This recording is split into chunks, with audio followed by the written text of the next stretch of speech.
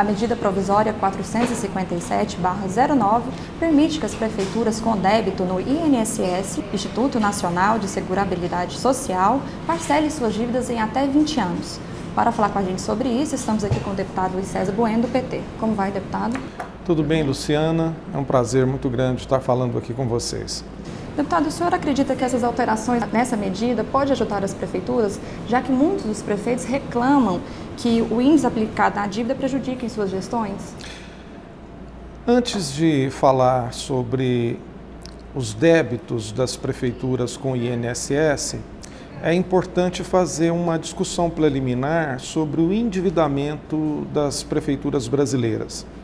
Durante todo o século passado, passando pela Velha República, pela Nova República, as prefeituras foram tratadas como com pires na mão diante do governo federal, diante da União.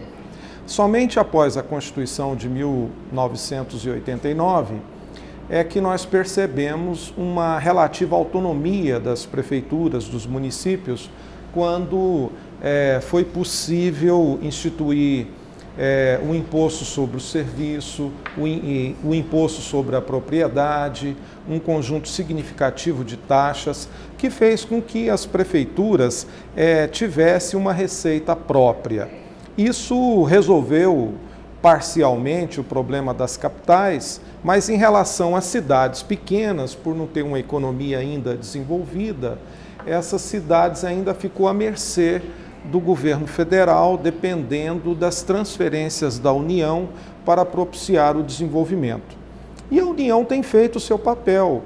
No governo do presidente Lula, nunca teve tantos convênios com os municípios quanto agora.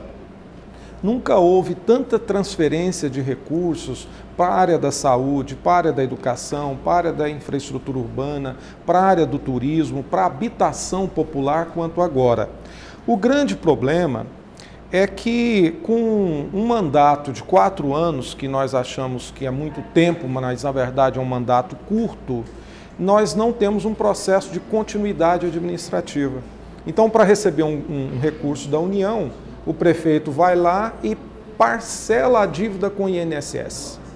E o prefeito sucedâneo, aquele que segue a gestão anterior, ele, por uma questão de disputa política local, deixa de cumprir o parcelamento feito pela gestão anterior. E aí o que acontece? O município fica sem pagar o INSS, sem pagar as dívidas com a União, sem pagar dívidas trabalhistas de 30, 40 anos atrás, que foi rolada, depois rolada novamente, e que agora transforma-se num montante muito grande e passa a ser impagável na cidade. Aí necessita de uma nova rolagem. Nós entendemos que se não estancar a sangria lá na origem, essa conta não fecha. Então o que é necessário? É necessário premiar o bom prefeito.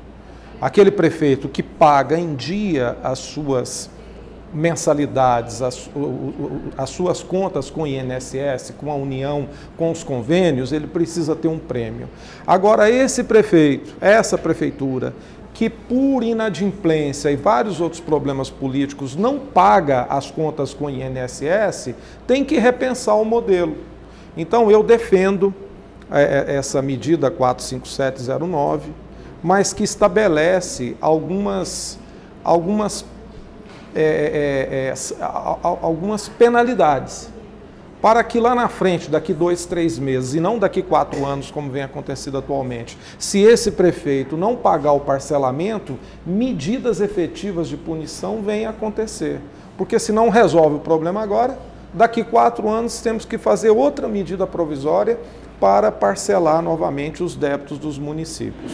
Aliás, essa questão do INSS, eu acredito que nós temos que achar uma solução para acabar com o déficit da Previdência e estudar um processo de municipalização para que os prefeitos assumam a sua previdência própria e que a gente deixe o INSS mais enxuto. Se medidas efetivas não forem tomadas, nós apenas vamos protelar o problema. A medida provisória 45709, ela vai ser mais uma medida protelatória. Lá na frente o problema estoura novamente e daqui 3, 4 anos nós vamos ter outro movimento de prefeitos para fazer um parcelamento de débitos. Mas se algo de curto prazo não for feito agora, é a comunidade que perde os recursos para a saúde, para a educação, para a infraestrutura urbana e habitação.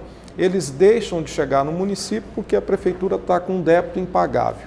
Eu quero citar aqui o município de Baliza, de Professor Jamil, de Indiara, de São Domingos. Poderia ficar aqui a tarde toda citando prefeituras goianas que estão com inadimplentes, que não pode buscar recursos em Brasília porque está inadimplente com o INSS. Agora, a mais recente que eu fiquei sabendo é Goiatuba também, que está tentando fazer um processo de renegociação.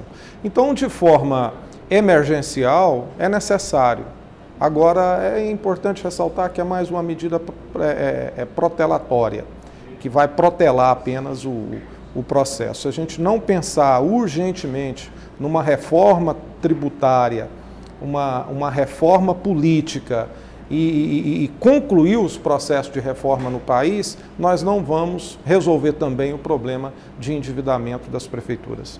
E o senhor poderia sugerir algumas das medidas para punir esses prefeitos que no final dos 4 anos não pagam a dívida?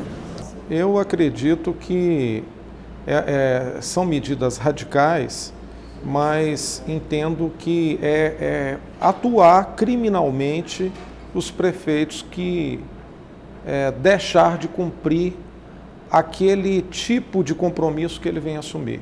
Eu acredito que se o fluxo de caixa da prefeitura momentaneamente permite um parcelamento, esse parcelamento tem que ser cumprido. A gestão pública ela tem que ter sequência.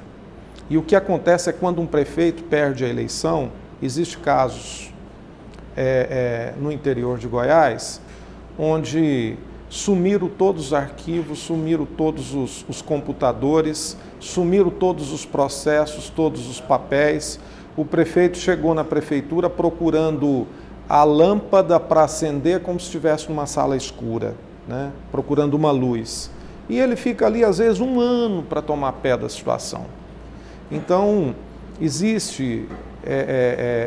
nós precisamos, através do Tribunal de Contas dos municípios, através das câmaras de vereadores, aplicar a legislação que já existe, ou seja, punir o mau prefeito, punir o prefeito irresponsável. E aquele prefeito que cumpre as suas responsabilidades, aquele prefeito que paga pontualmente os parcelamentos feitos durante a sua gestão, ele também tem que ter um bônus, ele tem que ter acesso mais fácil aos convênios e aos recursos públicos. Obrigada, deputado César Bueno, pela sua participação. Eu agradeço, Luciana, foi um prazer falar com vocês. Estamos no nosso gabinete sempre à disposição. Luciana Cas para a Repórter Assembleia. Informação é cidadania.